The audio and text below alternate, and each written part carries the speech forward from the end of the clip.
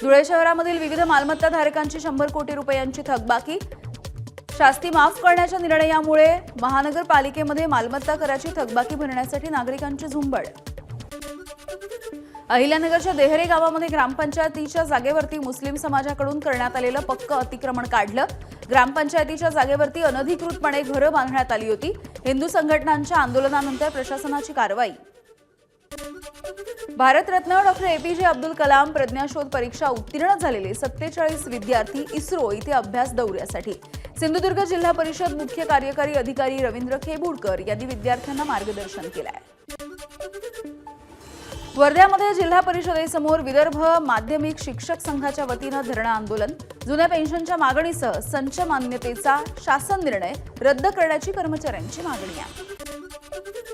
सोलापूरमध्ये आरपीआय आठवले गटाची जिल्हाधिकारी कार्यालयासमोर निदर्शनं।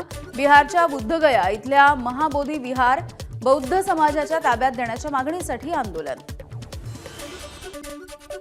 हापूस आंब्यामधील फसवणूक आता टळणार। देवगड हापूसवरती येणार बारकोड। देवगड तालुका आंबा उत्पादक सहकारी संस्थेनं शेतकऱ्यांना टीपी सील यूआयडी हे वितरित केले आहेत।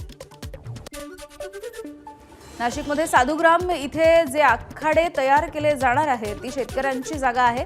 ती स्थानिकांची जागा असून त्या जमिनी सरकारनं मोबदला देऊन घेतल्या पाहिजेत। छगन भुजबळांची मागणी।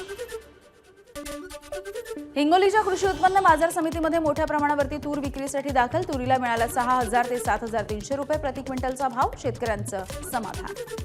जुन्या नाशिकमध्ये शिवाजी चौकामधल्या रंगपंचमीला पोलिसांची परवानगी। संमिश्र लोकवस्तीच्या या भागातील पेशवेकालीन रहाड 60 वर्षांच्या नंतर खुली करण्यात आली आहे। मात्र नागपूर हिंसाचाराच्या नंतर खबरदारी म्हणून पोलिसांनी रंगपंचमी साजरी न करण्याचे आदेश दिले होते।